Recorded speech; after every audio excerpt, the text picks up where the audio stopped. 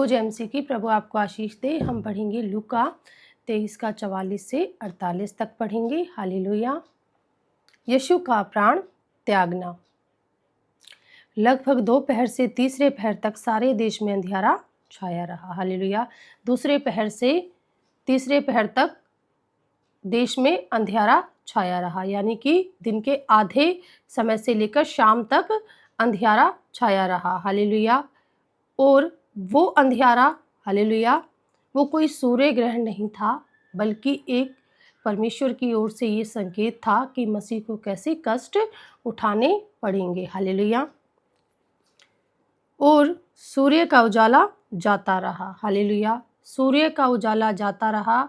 ये मानव इतिहास की सबसे काली घटा थी, जिसमें हालेलुया परमेश्वर ने अपने इकलौते पुत्र को बलिदान चढ़ाया। हालेलुया। एक निर्दोष को उस दिन बलिदान चढ़ाया जा रहा था, इसलिए सूर्य का उजाला जाता रहा और मंदिर का पर्दा बीच से फट गया।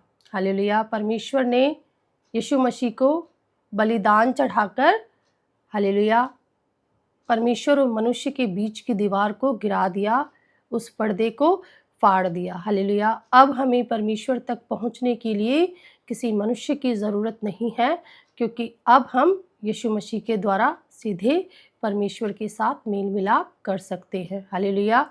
यीशु मसीह के बलिदान के द्वारा अब हम परमेश्वर के साथ संबंध बना सकते हैं। और यीशु ने बड़े शब्द से पुकार कर कहा, हे पिता, मैं अपनी आत्मा तेरे हाथों में सौंपता हूँ, और यह कहकर प्राण छोड़ दिए। हालेलुया। यीशु मसीह ने एक राजा की तरह अपनी आत्मा, अपने प्राण पिता के हाथों में सौंप दिए। हालेलुया। क्योंकि यीशु मसीह स्वर्ग के राजा हैं, वो स्वर्ग से आए और स्वर्ग में वापस लौट गए। हालेलुया। सूबेदार ने जो कुछ हुआ था देखकर परमेश्वर की बड़ाई की और कहा, निश्चय यह मनुष्य धर्मी था।